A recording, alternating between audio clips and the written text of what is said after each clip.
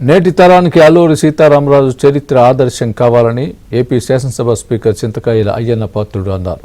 మన్యం వీరుడు అల్లూరి సీతారామరాజు 127వ జయంతి వేడుకల్ని అనకాపల్లి జిల్లా గోలుగొండ మండలం కృష్ణదేవిపేటలోని అల్లూరి స్మారక ప్రాంతాల వద్ద ఘనంగా నిర్వహించారు.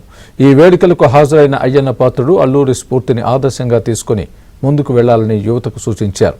గత 5 ఏళ్లలో పాలకుల నిర్లక్ష్యానికి అల్లూరి స్మారక ప్రాంతాలు అసాంఘిక కార్యక్రమాలకు నిలయాలుగా మారాయని మండిపడ్డారు.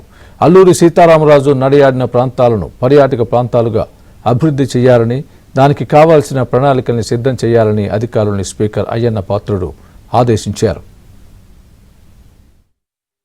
ఎంత గవర్నమెంట్ గంగాయి ముందు మనిషిని హీనపరిచేస్తుంది, చూస్తుండగా చచ్చిపోతారు.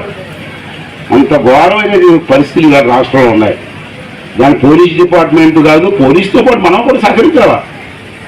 నేను పబ్లిక్గా చెప్తే మీరు ఏమనుకోండి, తిట్టుకోండి, నన్ను తిట్టుకోండి. మన ప్రాంతంలో కానీ జిల్లాలో కానీ గంగా వ్యాపారం చేస్తున్న వాళ్ళు ఎవరో మీకు తెలియదా? మీకు తెలుసు సార్, చెప్పరు. అందుకే సార్ ఎస్పీ గారు మీరు చెప్తే ఉక్కుపాదం మోపండి సార్. అవసరమైతే కట్ చేసి పారేయండి. ఒక్కొక్కరు ఎంతమంది జీవితం పాడు చేస్తారండి. ఈ డబ్బు కోసం, ఈ వ్యాపారం కోసం చిన్న కుర్రలు గంజాయి మోపుతారా సార్? మీకు కావాల్సిన నన్ను నేర్చుకోండి సార్. సమాధానంగా ఏ రూట్లో గంజాయి వెళ్ళమని చెప్తాను నేను. సమాజం కోసం, పిల్లల బ్రతుకు కోసం, పిల్లల ఆ తల్లిదండ్రులు ఎంత ఆశపడుతున్నారు.